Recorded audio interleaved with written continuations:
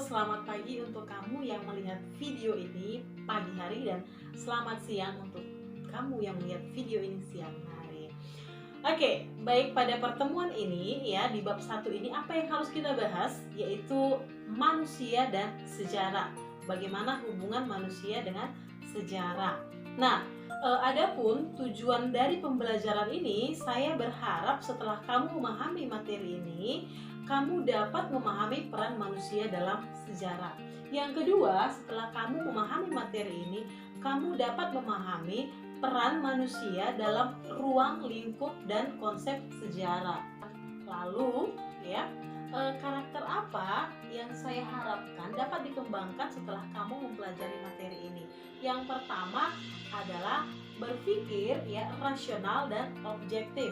Nah, yang kedua adalah sikap aktif, proaktif serta inovatif. Nah, selanjutnya adalah sikap ingin tahu atau rasa ingin tahu yang cukup tinggi dalam pembelajaran ini. Oke, baik. Nah, kita akan memulai pelajaran ini dengan terlebih dahulu mengetahui apa itu pengertian dari ilmu sejarah. Oke, mari kita lihat. Oke, baik. Sekarang kita masuk kepada pengertian ilmu sejarah itu. Nah, apa itu pengertian ilmu sejarah? Sejarah itu berasal dari bahasa Arab yaitu syajaratun, yang artinya adalah pohon silsilah. Yang artinya ada pohon silsilah. Di sini saya tampilkan adalah silsilah kerajaan dari Majapahit ya, kerajaan dari Majapahit. Nah, kemudian dalam bahasa Yunani, sejarah itu berarti historia atau penyelidikan ataupun penelitian ya. Nah, secara umum jadi pengertian sejarah itu apa, Bu? Nah, secara umum sejarah adalah ilmu pengetahuan yang mempelajari berbagai kejadian atau peristiwa kehidupan manusia pada masa lampau yang sudah lewat. Oke? Nah, ada juga menurut para ahli ya, salah satunya adalah Kunto Wijoyo. Nah, Kunto Wijoyo mengatakan sejarah adalah ilmu tentang manusia dan waktu. Ya, dimana tentang sesuatu yang mempunyai makna sosial dan ilmu tentang sesuatu yang terinci dan tertentu, itu menurut Kunto Wijoyo. Jadi sejarah itu tidak terlepas dari masa lalu, hari ini dan yang akan datang. Bagaimana kamu hari ini, maka efeknya juga ada di masa depan ya. Nah, kita lihat juga bagaimana peran manusia dalam sejarah ya. Peran manusia dalam sejarah itu. Nah, sejarah ini hanya dimiliki oleh makhluk yang memiliki akal budi ataupun kesadaran, ya, yaitu manusia. Oke?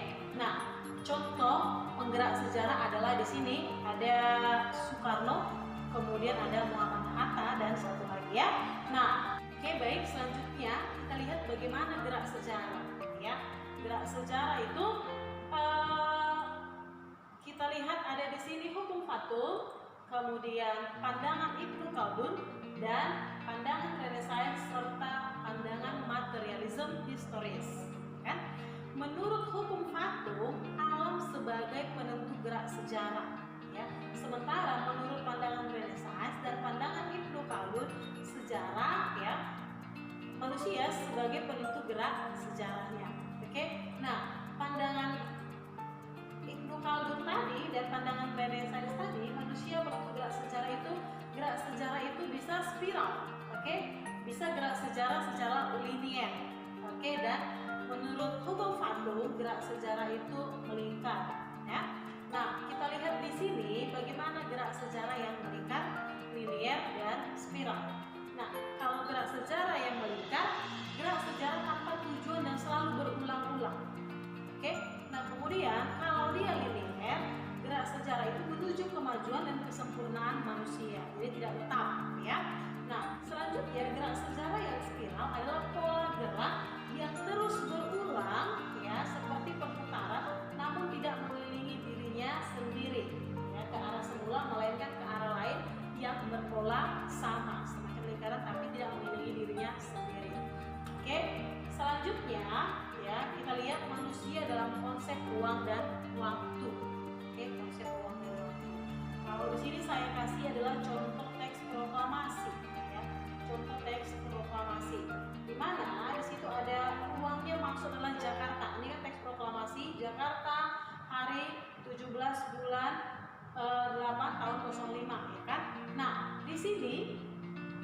sini Jakarta itu adalah ruang, artinya tempat di mana dibuat teks proklamasi itu.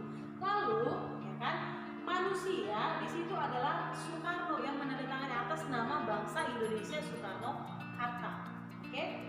Nah, kemudian waktunya itu kapan pembuatan teks proklamasi. Jadi dalam sejarah ruang, manusia, dan waktu itu tidak terlepas karena itu adalah saling berkaitan.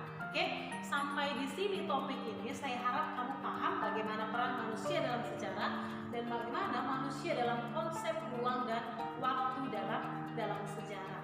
Itu dia untuk pertemuan hari ini. Saya harap paham, oke? Sebelum kita akhiri materi ini, di sini saya beri kamu tugas, susunan 3 pertanyaan tentang gambar yang sudah saya sediakan ini. Apa hubungan dari topik yang sudah kita bahas ini? Ya, apa hubungan gambar-gambar ini dengan topik yang sudah kita bahas ini? Oke, baik. Cukup sampai di sini materi kita ya. Saya harap kamu sudah cukup memahaminya, dan apabila ada yang belum memahami, boleh diskusi bersama saya. Nah, sampai bertemu di pertemuan berikutnya. Selamat belajar dan lanjutkan aktivitasmu hari ini. Oke, bye-bye.